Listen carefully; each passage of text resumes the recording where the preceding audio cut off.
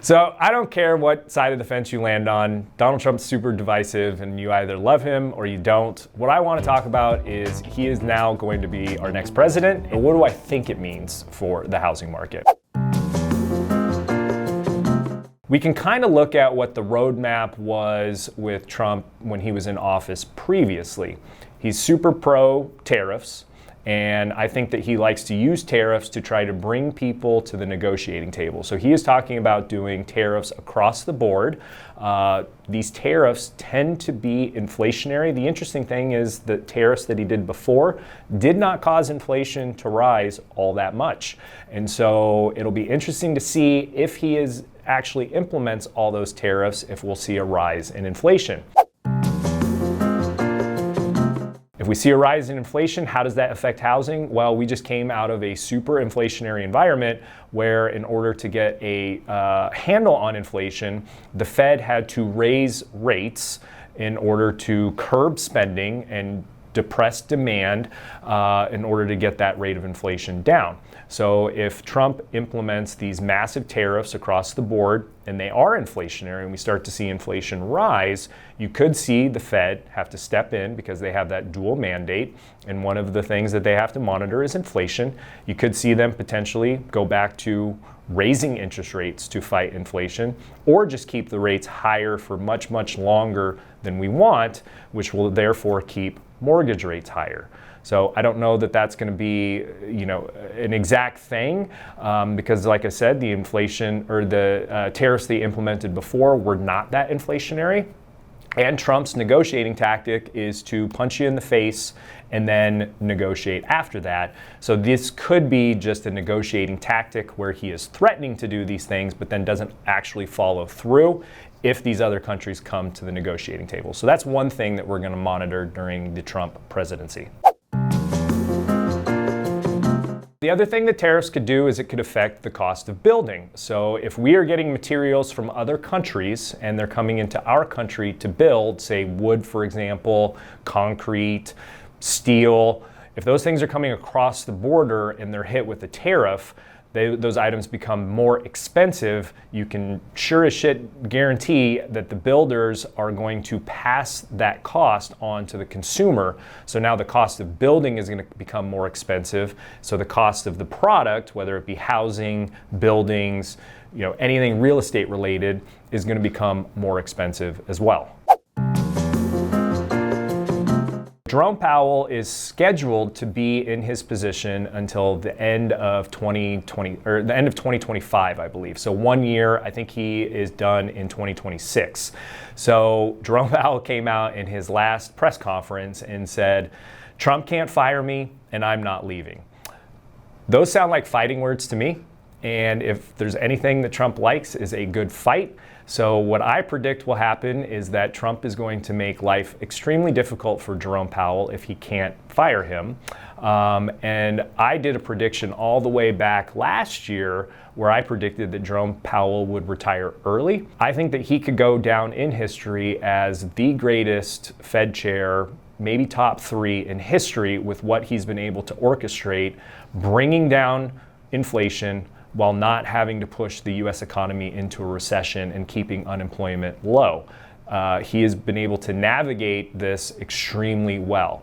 So outside of his ego, I don't really see any reason why he would want to continue on under a very difficult boss, if you will, in Donald Trump.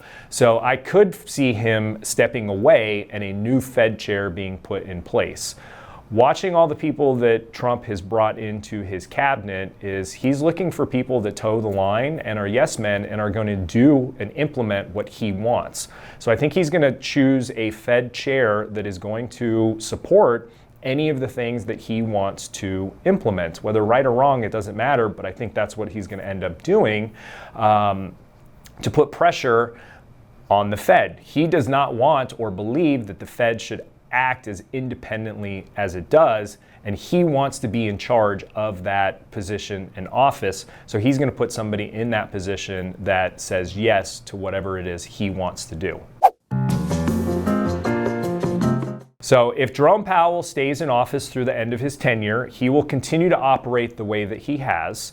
But remember, there's two sides to the coin here, where the Fed handles monetary policy and they care about inflation and unemployment, while Congress is in charge of fiscal policy. So now, Trump's in the White House and he has both branches of Congress, and the Senate and the House.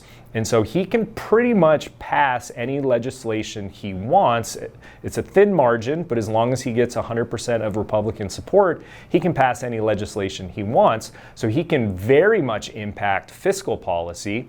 And I think that he will start implementing quantitative easing and start buying mortgage-backed securities again to bring interest rates down. So regardless of what Jerome Powell does, he can definitely impact mortgage rates by just simply buying mortgage-backed securities and bring those rates down. And the final thing is kind of a big one. In Trump's previous presidency, he really wanted to take Fannie Mae and Freddie Mac out of conservatorship.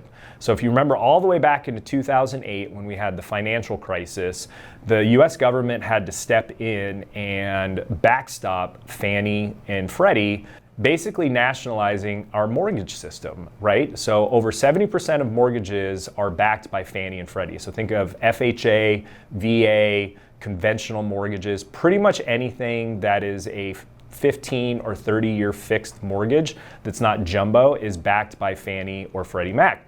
And so that is guaranteed by the federal government and has been something that's actually proven to be extremely valuable, especially during the time that we're in right now. Because the mortgage industry is backstopped by the federal government, it has kept mortgage rates lower than they would be had they been private companies like they were prior to 2008.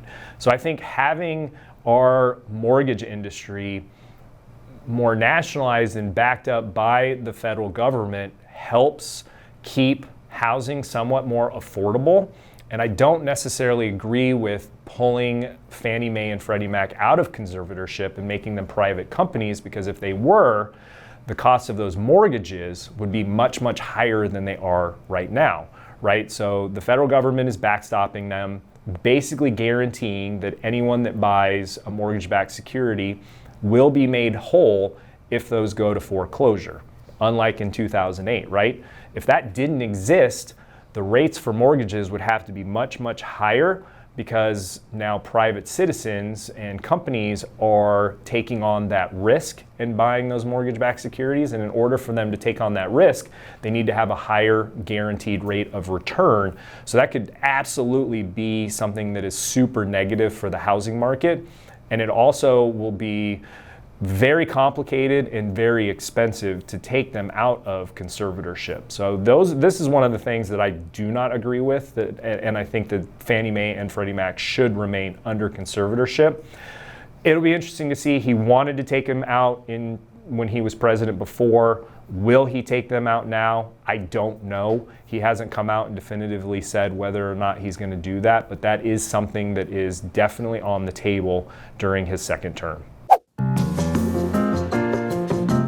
With all that being said, I do think with Trump being in the White House that it will be good for the housing market. I think that we will have lower mortgage rates. I think he will put his thumb on the scale to bring down and make them more affordable.